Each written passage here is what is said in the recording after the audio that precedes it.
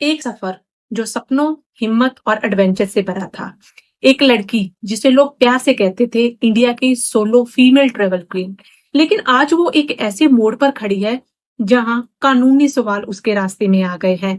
इल्जाम है उस पर पाकिस्तान के लिए कुछ जानकारी देने का, जिसे देश की सिक्योरिटी से जुड़ा एक मामला माना जा रहा है। लेकिन ये सवाल दिल में आता है, क्या ज्योति मल्होत्रा ने वाकया कुछ गलत किया है या फिर वो किसी बड़ी चाल या गलतफहमी का शिकार बनी है?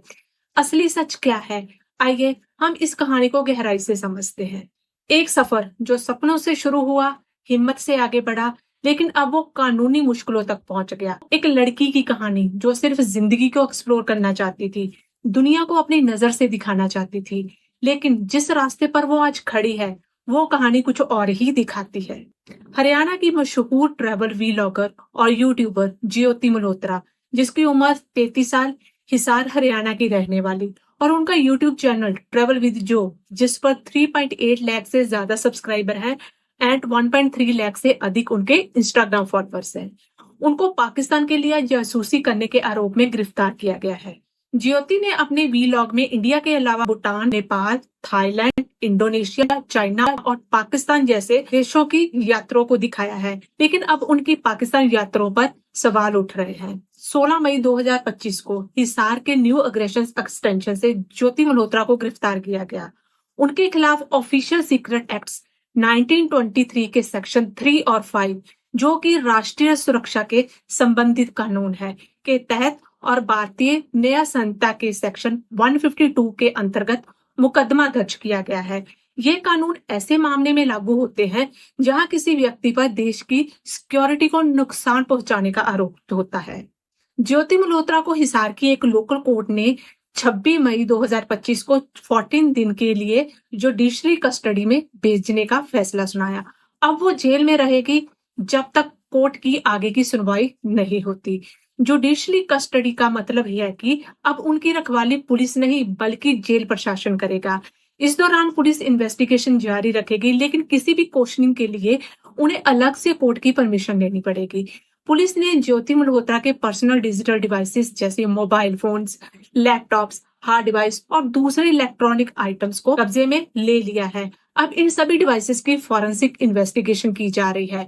फॉरेंसिक लैब में ये देखा जाएगा कि इन डिवाइसेस में कौन से डॉक्यूमेंट्स, चैट्स, ईमेल्स या डिजिटल फुटप्रिंट्स मौजूद हैं जो इन्वेस्टिगेशन में मददगार हो सकते हैं। अभी तक हरियाणा पुलिस या ज्योति मल्होत्रा की तरफ से कोई ऑफिशियल बयान सामने नहीं आया है, इसलिए पूरी जानकारी के बिना किसी भी नतीजे पर पहुंचना ठीक नहीं होगा। हमें थोड़ा सब्र करना होगा।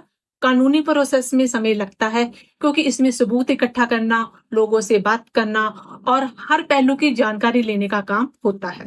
रिपोर्ट्स के मुताबिक ज्योति एक ऐसे व्यक्ति के संपर्क में आई जो एक फॉरेन एम्बेसी में काम करता था। बताया जा रहा है कि उनके बीच में कुछ समय तक मैसेजिंग ऐप के जरिए बातचीत हुई थी। 2023 से 2025 के बीच ज्योति ने पाकिस्तान, चाइना, बांग्लादेश जैसे देशों का सफर किया था। अब उन सफरों और उनके संपर्क के बारे में जानकारी इकट्ठी की जा रही है ताकि पूरी तस्वीर सामने आ सके।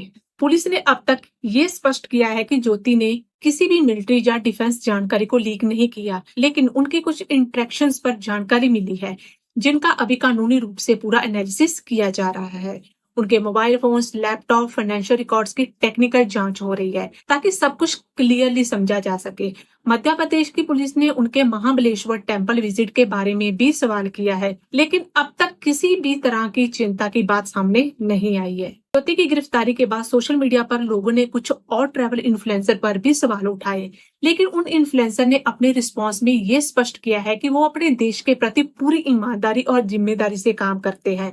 उन्होंने ये भी कहा है कि अगर किसी भी तरह की जांच या इन्वेस्टिगेशन होती है तो वो पूरा सहयोग करने के लिए तैयार है। ज्योति मल्होत्रा का केस एक रिमाइंडर है कि डिजिटल दुनिया में हम सबको, स्पेशली सोशल मीडिया इन्फ्लुएंसर को, अपने कंटेंट, कोलैबोरेशन और ऑनलाइन कन्वर्सेशन में एक्स्ट्रा केयरफुल रहना चाहिए। आज के जमाने में ऑनलाइन एक्टिविटी भी सीरियस कॉन्सिक्वेंस ला सकती है, इसलिए सोच समझकर रिस्पॉन्सिबल तरीके से ही हर स्टेप लेना चाहिए। इस केस में एक बात तो क्लियर है, दुनिया सिर्फ एडवेंचर और लाइक से नहीं चलती, समझदारी और जिम्मेदारी दोनों जरूरी है। हर कंटेंट क्रिएटर को ये समझना होगा कि सिर्फ इन्फ्लुएंस बनाना काफी नहीं है, उस इन्फ्लुएंस का यूज कैसे हो रहा है ये भी उतना ही इम्पोर्टेंट है, क्योंकि आजादी के साथ अकाउंटेबिलिटी भी आती है। आज के जमाने में सीक्रेट बातें छुपाना और पता करने के तरीके बदल गए हैं। आज के डिजिटल युग में सिर्फ आपको सपनों और एडवेंचर्स को जीना ही काफी नहीं होता, हमें अपनी सुरक्षा, अपनी जिम्मेदारी और अपने देश की सिक्योरिटी का भी ध्यान रखना होता है। हर कंटेंट क्रिएटर को यह समझना होगा कि उनका डिजिटल इम्पैक्ट कितना गहरा हो सकता है और इस इम्पैक्ट को समझदारी, सावधानी और कानूनी मर्यादों के साथ चलना बहुत जरूरी है। युवती के अरेस्ट के बाद भारत की साइबर सेल और इंटेलिजेंस एजेंसीज ने यूट्यूबर्स, टेक लोगों और फ्रीलांसर्स के फॉरेन में बने कॉन्टेक्ट को भी ध्यान में रखना शुरू कर दिया है। वो लोग अब ये लोगों की एक्टिविटी पर नजर रख रहे हैं ताकि देश की सिक्योरिटी बनी रहे और कोई प्रॉब्लम ना हो। आज की टेक्नोलॉजी बहुत आगे बढ़ गई है, लेकिन जब इसका गलत इस्तेमाल होता है तो नुकसान भी बहुत बड़ा हो सकता है। स्मार्टफोन सिर्फ बात करने या फोटो लेने का एक जरिया नहीं है, ये एक छुपा हुआ कैमरा, माइक्रोफोन और ट्रैकिंग डिवाइस बन गया है। आप जब ट्रेवल वीडियो बनाते हो तो कभी कभी बिना जांच पड़ताल के ऐसी जगह भी रिकॉर्ड हो सकती है जो ज्यादा सेंसिटिव हो सकती है। वो वीडियो या फोटो गलत हाथों में चला जाए तो प्रॉब्लम बहुत बड़ी हो सकती है। एआई टेक्नोलॉजी की मदद से असली वीडियो को बदलकर झूठा या गलत मैसेज भी फैलाया जा सकता है, इसलिए हमेशा सोच समझकर ही कुछ रिकॉर्ड करें और जो बनाया है उसे शेयर करने से पहले अच्छे से चेक जरूर करें। ज्योति मल्होत्रा का केस हमें ये सिखाता है कि डिजिटल दुनिया में हम सबको ज्यादा सावधान रहना होगा। सोशल मीडिया सिर्फ मजाक या एंटरटेनमेंट का जरिया नहीं है, बल्कि इसका एक जिम्मेदारी भरा पहलू भी है। हर कंटेंट क्रिएटर, हर स्टूडेंट और हर टेकी को अपने हर कदम पर सोचना होगा कि उनका काम और उनका डाटा कहाँ जा रहा है और उसका क्या असर हो सकता है। जब भी कोई अनजान व्यक्ति आपको मैसेज भेजे, बिना सोचे समझे रिप्लाई ना करे। हर किसी पर भरोसा मत करें, क्योंकि कभी कभी लोग अपनी असली पहचान छुपा कर आपका फायदा उठा सकते हैं। ये डिजिटल दुनिया का सच है, यहाँ हम सबको अपनी सुरक्षा की जिम्मेदारी खुद समझनी होगी। सोचिए, समझिए और अपने डिजिटल कदमों को संभाल कर बढ़ाइए।